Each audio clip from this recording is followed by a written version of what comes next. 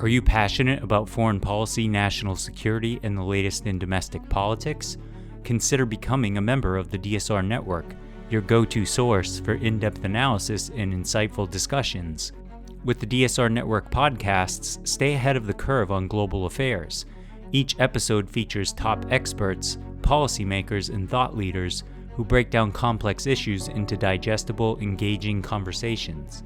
From breaking news to historical context, we cover the topics that matter most. Whether it's the intricacies of international diplomacy, the latest in national security strategies, or the dynamics of U.S. politics, the DSR Network has you covered.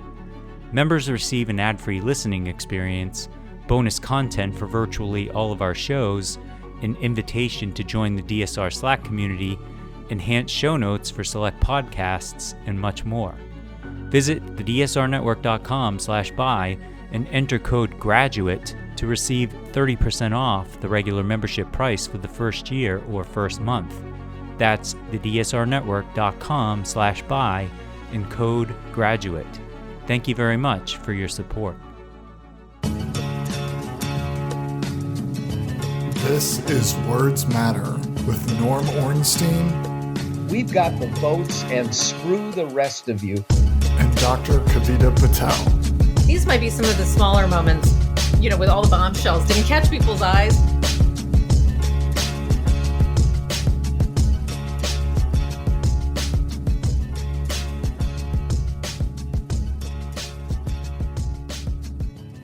Hello and welcome to Words Matter from the DSR Network. Each week, Norm Ornstein and I will talk about the issues facing our country as we head into another, not only volatile. Each week, we will talk about the issues facing our country as we head into another volatile, but even more unpredictable election cycle than I've ever seen. And Norm, we don't even need to spend today talking about the elections, although indirectly we will, because we've had so much happen since our last pod recording, and we didn't even know which topics to pick, because take your A to Z pick. There's something for everyone.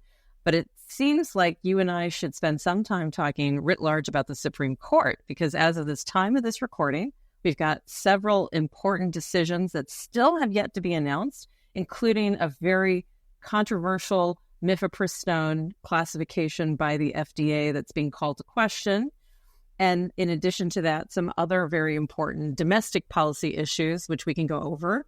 And along with that has come some interesting clarifications, I'm putting air quotes for listeners, around Justice Thomas's recusals. And then in our members only section, we're going to spend some time talking about the Washington Post. And if anyone who's listening is not familiar, we'll get you caught up to speed and talk about why the threat to democracy is not just on the ballot, it's everywhere. So Norm, how have you been faring throughout this week of really, I think, feels like every day, it feels like a revolving door, right? There's just something happening every single minute of every single day that it's hard to even know where to concentrate. Tell us what you've been focusing on this last week. Yeah, it's I've been grasping for something positive, and my grasping has proved relatively fruitless. Here's what we know. As you said, we've got big decisions coming. The Supreme Court has tended, they're going to issue their decisions before the end of this month. They've tended to keep the blockbuster ones away. They've done some more minor ones, mostly including some that have gotten unanimous or near unanimous rulings. I was bemused to see that there was one case that was decided 8-0 because Sam Alito recused. And of course, Alito recuses in a case that is a meaningless one by and large, and going to be decided 9-0 if he had, just to show that he can recuse, while he will refuse to recuse on the decisions that matter. And we have more news today. Before we get to the decisions, I think it's important to talk about the fact that we have news or revelations about the two most corrupt and disgraceful justices on the Supreme Court in our lifetimes, at least. We know that Sam Alito has been proven to have lied, including lying to Congress about the circumstances surrounding the two flags flown at his residence in Washington and at his vacation place. That he lied about the involvement of his wife, who was the instigator of conflict with a neighbor. We know that he lied about the timeline, and of course, nothing will happen to him. Then we have Clarence Thomas with a new revelation that he is now putting on his disclosure forms 2 lavish trips that he took, including one to Bali, that he had not previously disclosed. And now it's, oops, I covered it up. Now it's become public. I have to disclose it. What's critical about this, Kavita, is not just that it's farcical that he had forgotten to disclose a trip to Bali, 2 lavish trips, again funded through his sugar daddy, Carlin Crow, but that he's been to this rodeo before. Go back a decade, and it turns out that a whole slew of trips and gifts that he had not disclosed, he had to go back and amend his forms. So he knows what this involves. This is a violation of the law, and it's also very possible, I would say likely, that these trips, which are gifts to him, were not disclosed to the IRS or treated as income. And with all of that, we know that he is basically a serial offender. And it is time, one, for the Justice Department to do an investigation and very possibly bring a criminal case against this guy. It is time for the IRS to do an audit to look at and compare what he has disclosed, what trips he has taken, what gifts he has been given, and look at whether they meet the income test. But let me stop you, Norm, because what on earth is going to happen? Let's just, I never interrupt Norm Ornstein, but because I'm so sorry that I am going to be part of the 99.999% of the population that's like, and so what? Correct me if I'm wrong, just like, Trump is doing everything possible to, like, who better than a Supreme Court justice to obfuscate justice? So what? Yes, sure. I mean, is the point then to tie them up in meaningless paperwork and drive them crazy? Because will there ever be any real consequences, Norm? I mean, seriously, what is the point? That's, I think, how a lot of us feel. Like, what is the point? Because they're never going to pay. What is it that they would do? They would do a mea culpa. What justice would get served? Seriously, like what would be the point? And I'm asking in sincerity. I wish I had a good answer to that. The Attorney General, when he came in, said no one is above the law. But, and it is remotely possible that there has been an investigation ongoing and we just don't know about it because they don't make public investigations until they've reached a point of either charging or not charging. But it is far more likely that they haven't done anything because it's too sensitive to go after a Supreme Court justice. So this is a clear-cut case of violation of the law. There's a disclosure law. All federal employees, including justices, are subject to it. We know that the Chief Justice could play a role here. This is the Roberts Court. He can't get rid of Clarence Thomas. He could say, now it is apparent we need a much more meaningful code of ethics. He could publicly chastise Clarence Thomas. He could say that we are going to have more stringent requirements. He could say that justices had better get their act together.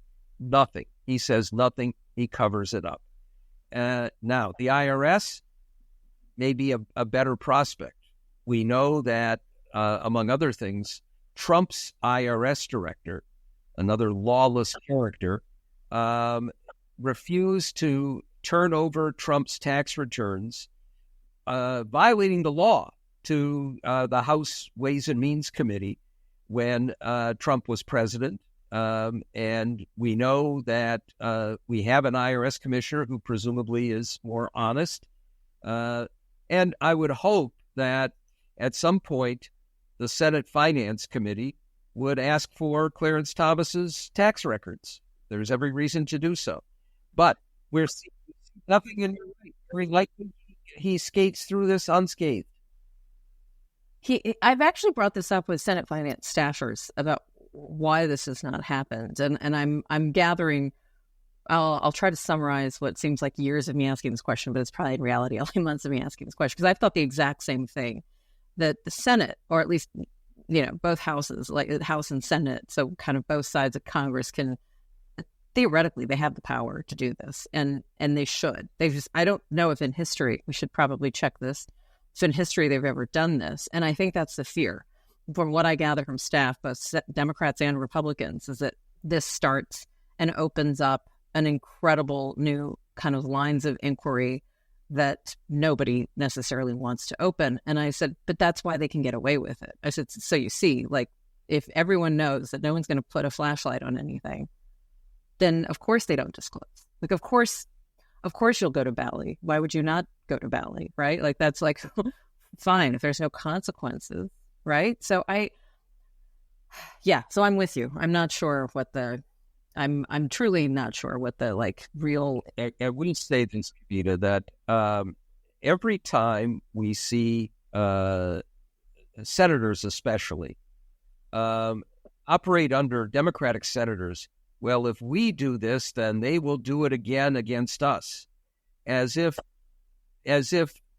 they wouldn't do it whether Democrats do it or not. The idea is, and that's what I say. I agree.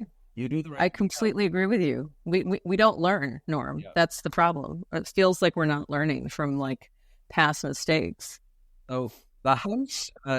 We have to hope that the House changes control in November, and of course, we have to hope even more that Donald Trump loses, because there is a difference between the House and Senate.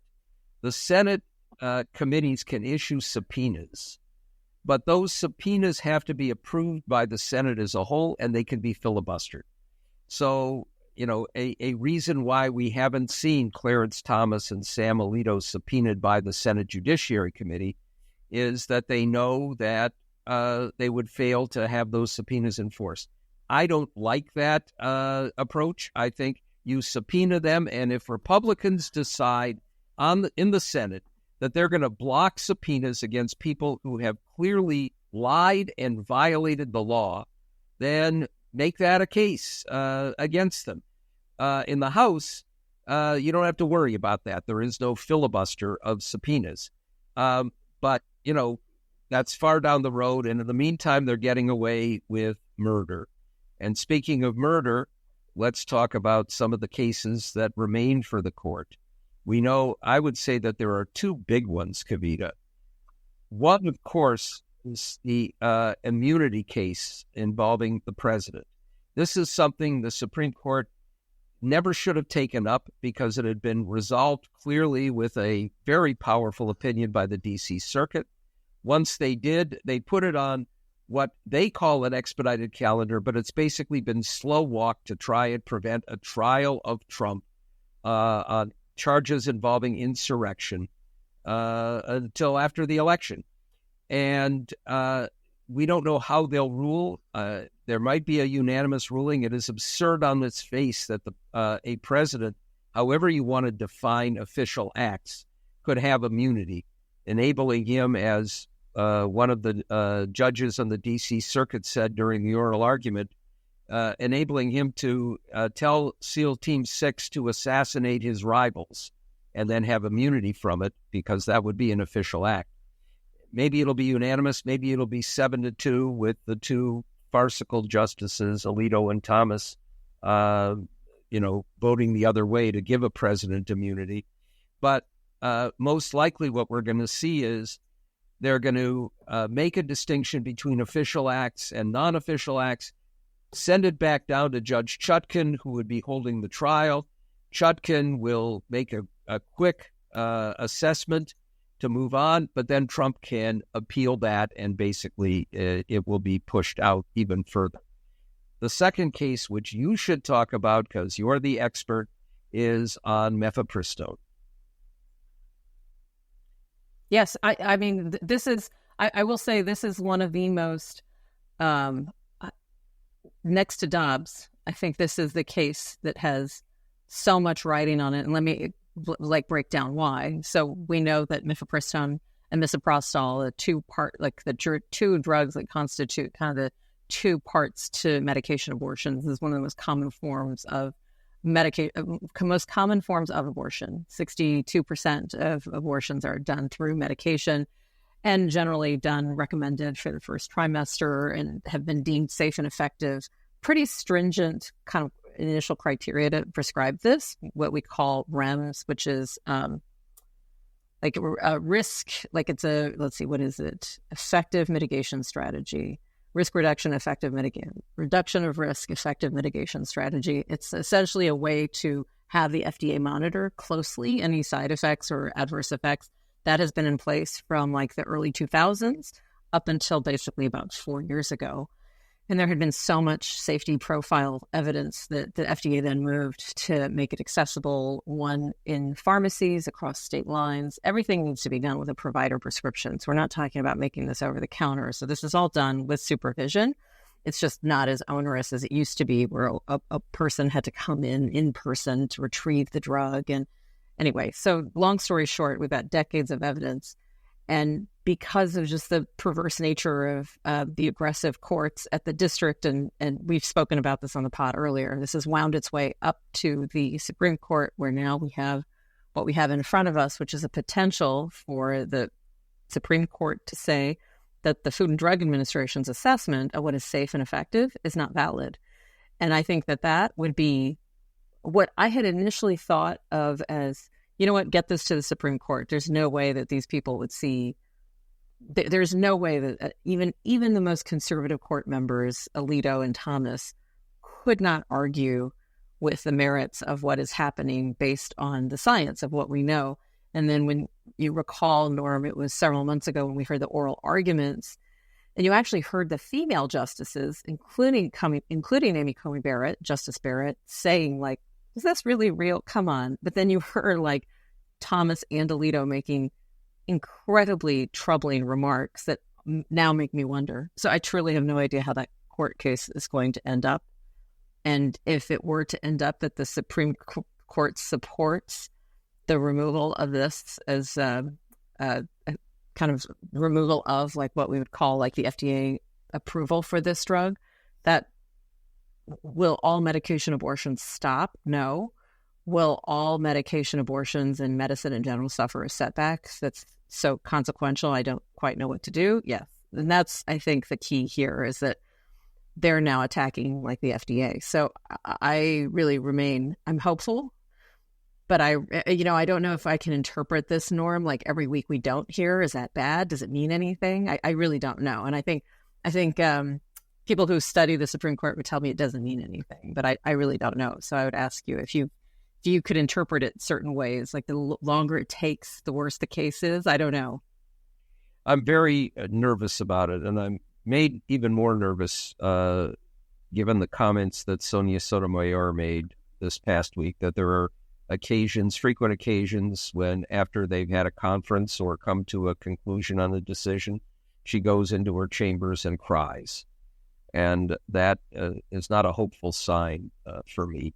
The problem here, I think, with if they rule in this particular way, is that especially for those in red states, those in states that have severely cracked down on any kind of abortion, the ability to get these drugs through the mail will be eliminated, and it will create even more catastrophes for women and families. And I'm very fearful that they will make a decision where they say, look, we're not outlawing these drugs. We're just taking it back to a point where they have to be done with prescriptions from doctors and picked up in person, and that's they would portray that as a balanced decision when it would be anything but. Oh, and now both days they're doing SCOTUS, Thursday and Friday. I just found out. Yeah, we're going to see a slew of opinions coming out in the next couple of weeks. And, it's hard to, even for the most seasoned Supreme Court watchers, you can't judge just based on timing what the outcomes will be. But the longer they wait to issue important rulings, the more nervous we have to get. Okay, you're making me nervous about this. Okay, you're well, then let's talk a little bit about I think Dick Durbin. I think of that same. It might have been the article you read, but I know that in this unfolding manifestation of events, we do know that Durbin, who's the Senate Judiciary Committee chair, asked for a sit down with Chief Justice Roberts, and Roberts declined, and saying that like separation of powers concerns and the importance of preserving judicial independence makes such a meeting inadvisable. I mean, again, one of my many reasons and data points for why the court is untouchable in some ways. But, in that same article where I read about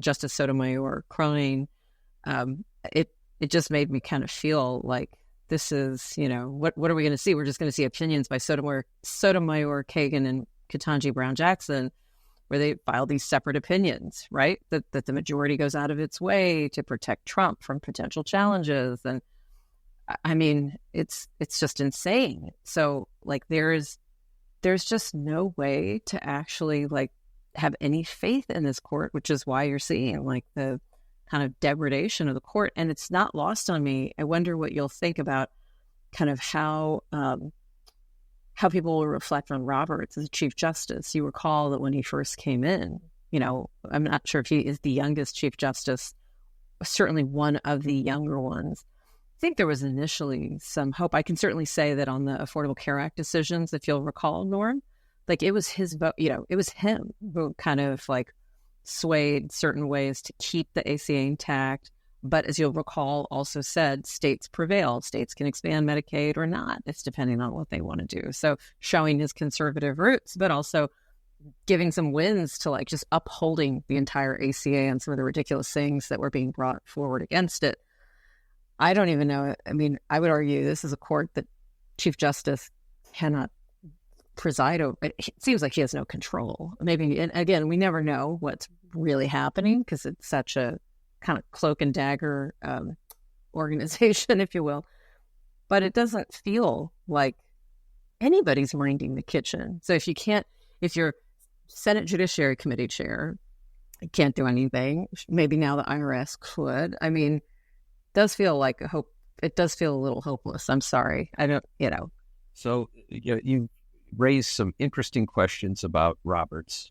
Of course, the idea that you can't sit down with the chair of the Senate Judiciary Committee because of judicial independence and separation of powers is, in a word, bullshit. The Congress has an enormous amount of power in this system in dealing with the courts. The Congress can enlarge or reduce the number of justices. The Congress funds the courts. The Congress has passed laws, including the disclosure laws that affect everybody in the federal system, including the Supreme Court justices. There are lots of ways, and the fact that he is stonewalling is another black mark against John Roberts. Now, with this, I have to raise one other case that is ultimately going to hit the Supreme Court, and that involves the most despicable or one of the most despicable judges in our system, Aileen Cannon. The Trump people brought a case saying that the prosecution of Trump in the Mar-a-Lago documents obstruction of justice case against Trump, which is the strongest case out there against him, is illegitimate because we have an unconstitutional independent counsel in Jack Smith. Now, this is not a matter for a district judge to deal with. She not only has opened this up to a hearing, but in a bizarre way has enabled outside actors who have nothing to do with the case, who filed amicus briefs, to come in and argue in oral presentations on this.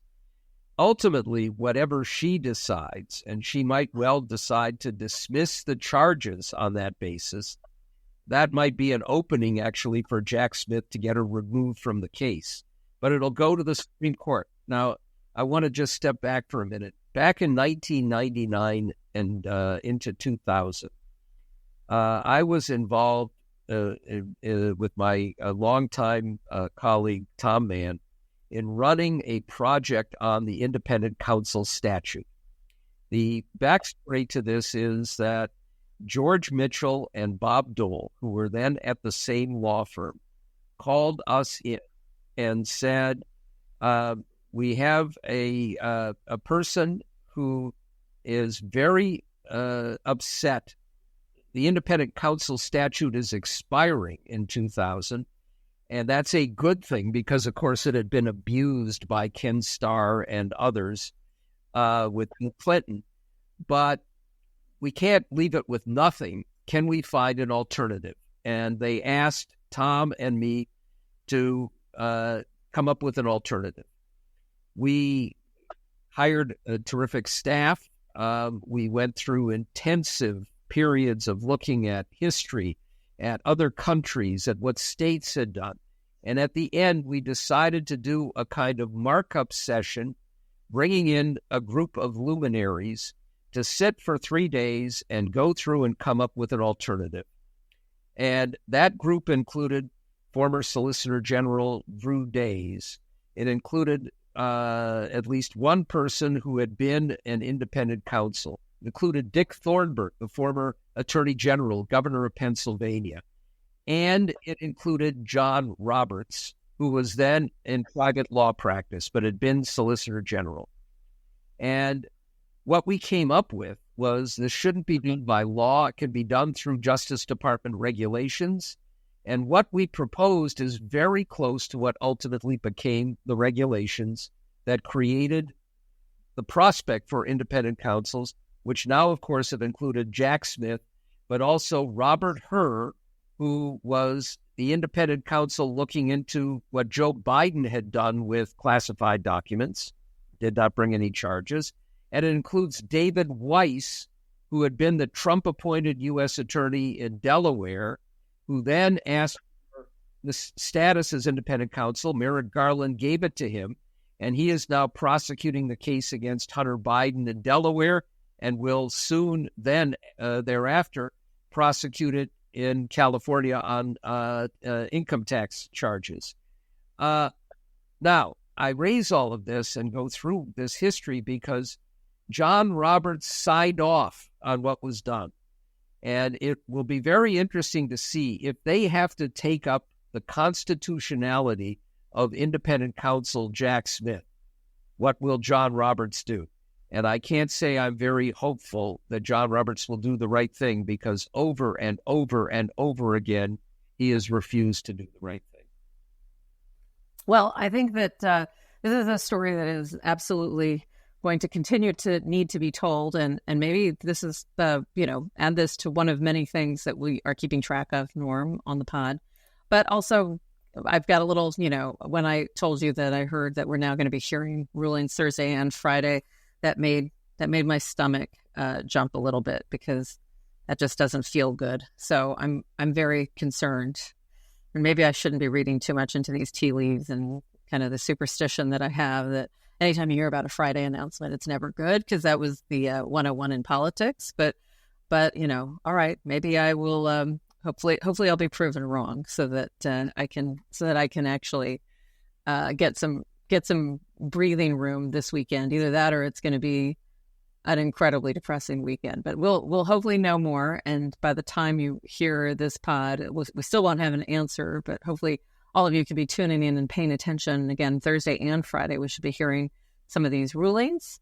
And I want to thank all of you for joining us. And it would be incredibly helpful if you could review, subscribe, rate this pod on your favorite podcast player. We're on all of them. And share this one with your friends. And if you want more of the conversation, become a member. We're going to actually talk a little bit more about some of the effects of media and what's been happening lately with the Washington Post. So if you aren't aware, please tune in. Words Matter is a production of the DSR Network. Our executive producer is Chris Cutler, and the producer of our show is Riley Fessler. The next episode of Words Matter will be in your podcast feeds in and around June 18th. See you then.